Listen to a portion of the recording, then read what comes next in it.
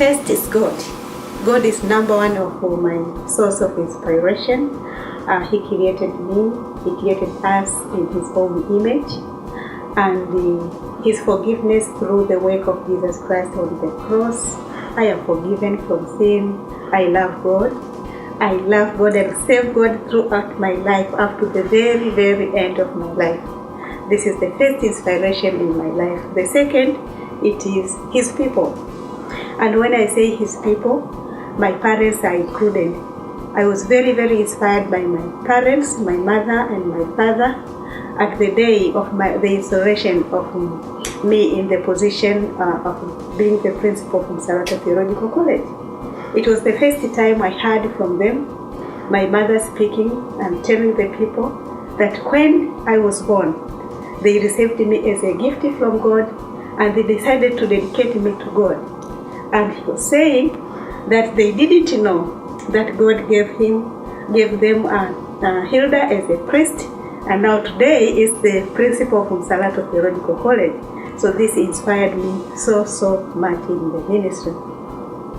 And the other people of God whom I can learn and see from them and feel as I'm very, very inspired, and a number of people, I can just mention a few. The story of Esther, the story of Miriam, the story of Hannah, the story of Sarah, and the story of many women in the Bible. When I read from them, I see they talk a lot about me, and I also can see a lot in them.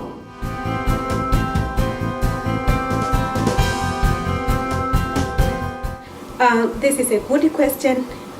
Yes, in ministering, in working and living with the people, and in terms of leadership, sometimes I can come in a difficult situation. It is hard to go. It is like I cannot move. But I keep on going, depending on God. Prayer, reading the Word of God, and sharing the difficulties with people whom I believe they can help and give me advice, good advice for the work of God. But also I learn from different people, the leaders in the Bible. When they get through, they come into a difficult situation, how they overcame. So this is how I do. I depend on God, prayer, reading the Word of God, sharing with others, and also take action. If it is a difficult situation and it needs reaction and action on the situation, I just take action to resolve the situation.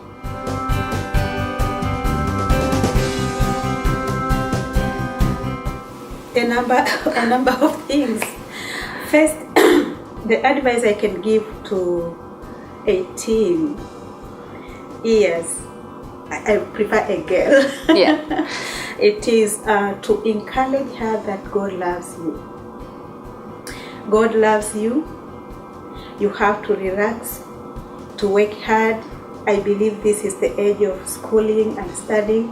I can encourage her to work hard in studies, to use all of the time in studies, starting to think what she wants to be later after completing studies, but keep on depending on God, to love God and not to forget herself. I'm stressing this because sometimes I feel myself as I can forget myself in my life. I remember others and I can forget myself to put in the number. For instance, the other time, my colleague invited me for dinner at her home, and she asked Hilda, how many are you at your home so that I can prepare the food for you? I just counted my nieces and nephews, and I left here, I forget myself. So I can encourage the young girl that do not forget yourself. Try your best also to remember yourself, and you just rely on God and relax, because everything is in control.